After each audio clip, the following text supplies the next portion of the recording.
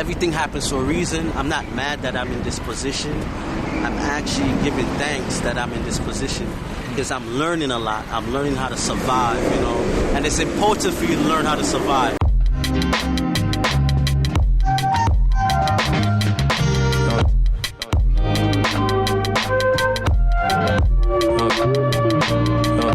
So here we are in Brooklyn, New York. What's your name? Hello world, hello universe. I go by the name of Motivated Heart. My name is Antonio. You just, man, speak up a little bit. Hello universe, I go by the name Motivated Heart. My name is Antonio. Antonio, so Antonio, are you homeless? I am currently homeless. I've been homeless for almost 2 years now due to my awareness and family issues. You could basically say I don't have any family at all. I'm basically by myself, homeless. So tell me, like, if you don't mind, like, get into more detail, like, from where you started and how did you get homeless? So what did you do before you were homeless? Before I was homeless, I was, you know, working. You know, I am a working body. I've been working for years. I live with my father, and, you know, basically because of my awareness and my consciousness, you know, he had problems with that, you know. So basically he used to call Kings County on me for no reason. There was no fights, no property damage, no arguments, but I used to find Kings County waking up early in the morning. So just to protect myself, you know, I had to leave. So I basically left where I was living, you know, to be homeless. But it's better to be homeless than to be where I was. And when you say awakening, like, explain to me what that means. Awakening awareness, like, we live in a time now where there's a lot of information on YouTube, and, you know, people are consciously waking up to all the lies that they've been told for years and years, especially the black race. So due to my consciousness and me opening my pineal gland and seeing the truth, you know, my family basically had a problem with that, you know, and so does the world. But I would not give up the fight. I believe in love, and I stand on love, and I will continue walking. Are you from Brooklyn originally? Are you born in Brooklyn, New York? I'm originally from the island of Grenada. Grenada. Right. I'm from the island of Grenada. I came to the States for a better life, better education at the age of 6, 7. I went to junior high school here. Where'd you go to junior high school? I went to Bethlehem Baptist Academy.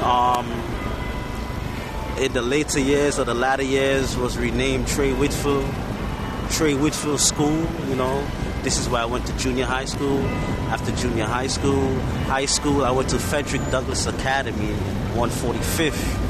And I ended up dropping out in the 11th grade because the essays, the type of research we had to do and type of papers we had to do was overwhelming. 10 pages, essays written. So I dropped out and got my GED, you know, because school was too overwhelming. So yeah, I relate to, like, a lot of, like, school systems nowadays, like... Yeah, it's too much unnecessary paperwork, you know. Exactly. It's a business. Like, right. It's all meant for you to get money out of your pocket. Right, basically. Not necessarily for your well-being. Exactly. It doesn't teach you anything that you would use in the outside world. So my gig is, and this is what I got to tell my kids, is straight out of junior high school. You go to high school, you spend 1 and 2 years, or at least get a signature from your parents, right, to take your GED. From your GED, you go to trade school. So while everybody else in high school doing 15 pages essays and shit, the time they graduate, you already have a diploma where you can work and go out there in the world at the age of 18 and do something solidarity than spending a whole bunch of time doing the extra paperwork, which you might not need depending on your career. That's a very valuable lesson. Yeah. A lot of people need to know that now, right. Especially nowadays, right, where you can't make a lot of money by not going to school? Right. Things like trade school is good, plumbing, welding, electrician, things like that is what people need out there in the world.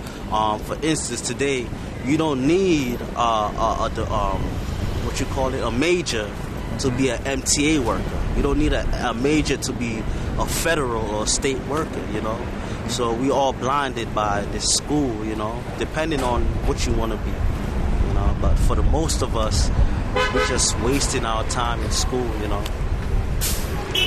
you have any trades yourself? Well, are you interested in doing any hobbies, past hobbies?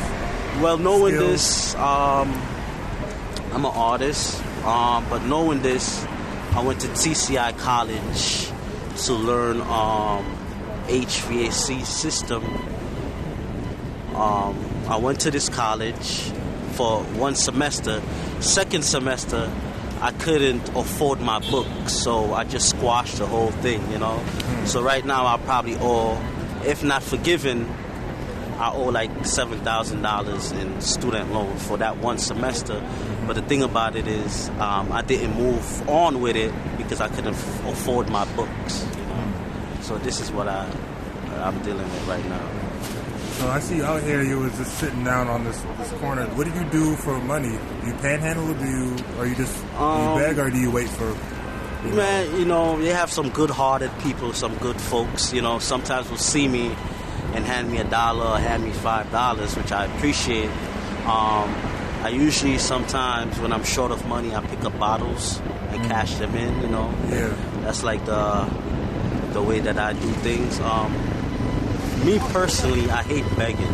It's not in my DNA to just beg, So I find it very hard. I see a lot of people do it, and they do it very easily.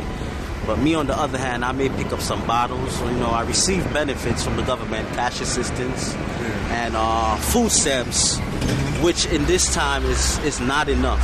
It's not doing it. The average breakfast now is $15.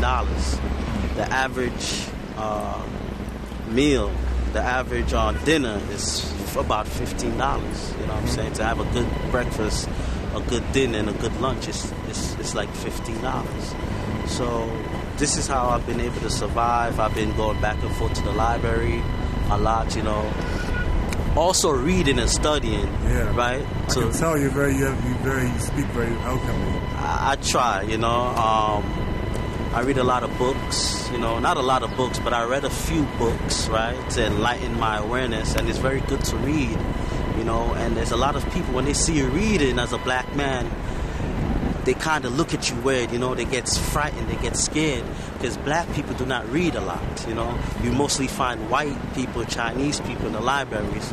So to uplift my consciousness and to move to a different level, I read and I study and I meditate and I try to go back to the earth from which everything came from. So I can't even imagine how hard this is for you to be out here on the street. What do you do to just keep yourself positive? Well, it was very hard at the beginning, but like any being on earth, you have to get to accustom yourself. You have to get accustomed. You have to get used to it. Basically, like your body molds into something different in order for you to be able to survive this. Adapt to survive. Yes, you basically adapt. It was very hard for me in the beginning, right? But the first thing was getting sleep. And what I've noticed, the concrete floors that we're sleeping on, right? Mm-hmm. If you know anything about Egyptian furnitures, right? The floor that I sleep on is actually more therapeutic than the soft bed, and a lot of people don't notice. So these are things that I have learned during my homelessness about the pavement, sleeping on a hard pavement, and it's very hard at the beginning, but over time I got used to just sleeping on the hard pavement, and it actually helped my body in a lot of ways that people wouldn't know about. That's funny. one thing I realized about myself, like, I don't really like sleeping on too soft beds. Right. I always find myself more comfortable on, like, harder mattresses. Right, right. That makes sense. That's interesting. Yeah. And a lot of, this is what I found out, and it may sound crazy to some people, but it's the truth. Like, the hard floor, hard pavements and stuff like that is more orthopedic than the soft beds that we actually sleeping on. So it was something that I had to get used to. The first thing was sleep. And then once I got used to sleeping, then everything, came a little bit easier after that. But the hardest thing about being homeless for me right now is being absolutely broke. It's good to have a little bit of money in your pocket being homeless. So you can get something to drink, you can get something to eat. And so you sleep on the floor? Do you go to shelters or subways? I went to the shelter and it wasn't working for me. It was like too much haters. The staff was hating. I don't know hating on what. They basically was hating on my awareness, and my consciousness level of where I'm at. And, so, yeah. So how do people treat you, like cops, pedestrians? Like, do you have any good circumstances? Well, or negative circumstances? usually, if the weather is not warm or if I'm cold, I would sleep in the train station. The cops is fairly good. They're not too harsh to me or bad to me, And it's almost like being homeless for me, a conscious being. It seems like society is expecting this is the way things gotta be. Since I'm enlightened and consciously awoken, I feel like society is treating us like, oh, this is the way it's supposed to be, and it's just the norm, and it sucks. It sucks for that reason. The society look down on people like us that are consciously awoken, and they look at us like, oh, you're supposed to be a bum, You're supposed to not have nothing to eat. You're supposed to be struggling. You're supposed to be suffering. But all of these things make me stronger. But it's a damn shame how society look at us, people like, oh, it's a norm. And the police now, the police are not bad people, but they're such an example of that. They look at us in the train station and stuff like that, and it's like, oh, this is just how it's supposed to be. This is normal, and that's what it is for us. But we're living in a world where it's a lot of information now, and people are waking up, and people are very angry with the system. You know what I'm saying? And people also would be jealous of those that that are elevated. But with that being said, they give us this information now, not only for me, but anybody could do this. Anybody could reach the fifth dimension, the seventh dimension. As of for me, I'm on like a ninth dimension, So people just have to wake up and learn where they came from. And the information that they're giving us now is good that we learn it. They have lots of people in this world today. The information that they're giving out now, the knowledge and the truth, they can't handle it, right? So they will never evolve. You know what I'm saying? But as of for me, I have learned how to evolve.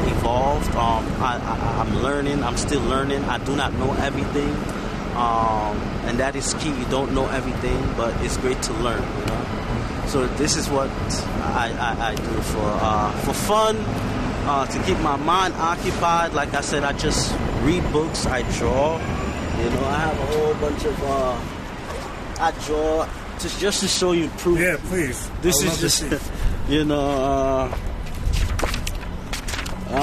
sigils, something new that they're doing now.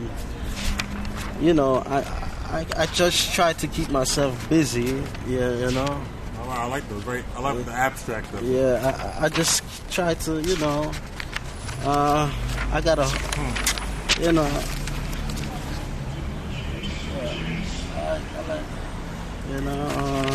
I'm like the croc monster from like Spider-Man or something. Yeah, and then I got this, Yeah. And that's that. You know, stuff about this. You know. Yeah. This is what I do for fun to keep my mind occupied. You know. Also to learn. You know, expand my mind. You know. You know. This is from the book The Good Earth. You know. Put it down a little bit in the shadow. Yeah, it's hard to see. Okay. You know, this is from the Good Earth book that I read. You know, basically, you learn a lot from reading. You know. And I'm gonna show you one last one. I have more, but you know. Oh, wow, I like this. Yeah. You're a very good artist. Yeah, I try. You know. Like you ever go down the street to the Brooklyn Museum? Yeah, that's where I be. That's where I be most of the time. Because, like I said, being homeless, you have to find a bathroom. Mm-hmm. A bathroom is the most, like, one of the things, a bathroom. So the Brooklyn Museum is always open, you know, Monday through Sunday, where I could use the bathroom, you know, I could wash my face, brush my teeth, and stuff like that. Just learning how to survive. Like I said, everything happens for a reason. I'm not mad that I'm in this position. I'm actually giving thanks that I'm in this position because I'm learning a lot. I'm learning how to survive, you know. And it's important for you to learn how to survive, you know. We always have things easy for us, you know. And like we're living in a time now, like with the war going on, anything could happen here in America. Just how it is in other places, and we can all be in a position like where you at right now. Right. You know. So it's just an interesting perspective. Yeah. But do you have anything you want to say to the world? Any words of advice or words of wisdom? Words of wisdom. Never forget where you come from. Always try to seek knowledge, no matter how hard it is for that person. Always give back. Always share. Sharing is caring. It's good to care for others. And that's it, you know. Thank you very much. I appreciate it. Remind me your name one more time. My name is Antonio. I go by the name of Motivated Heart. You know? Antonio, you've been seen and you've been heard, Antonio. Thank you. Thank you so much for sharing your story with me. No problem. I hope you come out of this right as soon as possible. Hopefully God allows me to come out of this as soon as possible. You know? But I have a good feeling that you're very smart. You're a very intelligent man. Yeah. And I love your attitude. Thank you. I appreciate Thank you so much. Have a good day. You too.